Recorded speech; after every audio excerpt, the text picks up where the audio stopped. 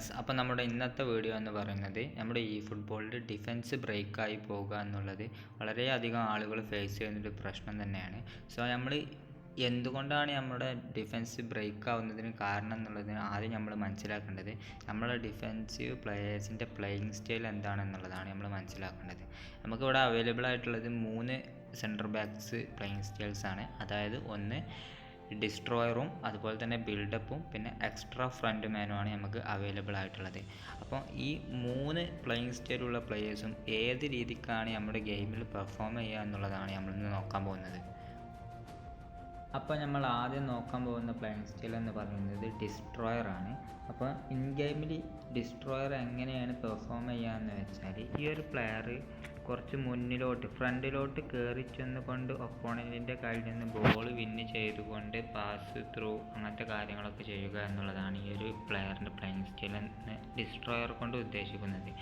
Disadvantage എന്ന് പറഞ്ഞാൽ, ഈ ഒരു പ്ലെയറിൻ്റെ കയ്യിൽ നിന്ന് ഈ ഒരു ഏരിയയിൽ നിന്നൊക്കെ ബോൾ മിസ്സായി കഴിഞ്ഞാൽ മേ ബി അത് റിക്കവർ ചെയ്യുക എന്നുള്ളത് ഈ ഒരു പ്ലെയറിനെ സംബന്ധിച്ചിടത്തോളം കുറച്ച് ടാസ്ക്കുള്ള പരിപാടിയാണ്.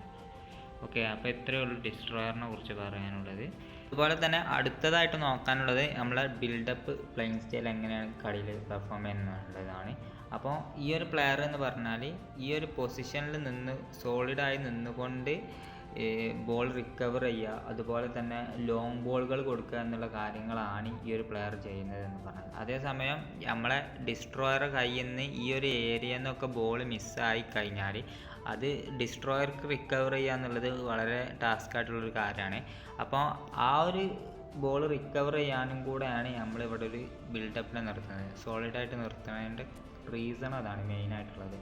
ഓക്കെ, അപ്പോൾ ഈ ഒരു ബിൽഡപ്പ് എന്ന് പറഞ്ഞാൽ ഈ ഒരു ഏരിയയിൽ മാത്രം നിന്നുകൊണ്ട് കളിക്കും. ഈ ഒരു പ്ലെയർ ഓട്ടോമാറ്റിക്കായിട്ട് ഫ്രണ്ടിലോട്ട് കയറി വരത്തില്ല.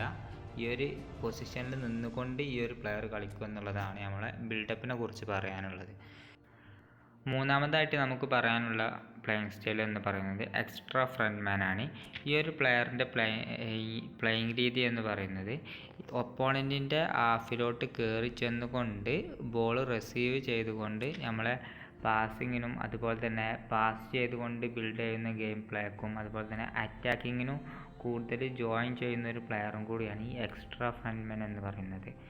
അപ്പോൾ അറ്റാക്കിങ് നമുക്ക് നല്ല സപ്പോർട്ട് കിട്ടും. പക്ഷേ അതേസമയം ഡിസഡ്വാൻറ്റേജ് എന്ന് പറയുന്നത് നമ്മുടെ കയ്യിൽ നിന്ന് എങ്ങാനും ബോൾ മിസ്സായാൽ അത് റിക്കവർ ചെയ്യുക എന്നുള്ളത് ഈ ഒരു പ്ലെയറിനെ സംബന്ധിച്ചിടത്തോളം വളരെ ടാസ്ക് ആയിട്ടുള്ളൊരു കാര്യമാണ്.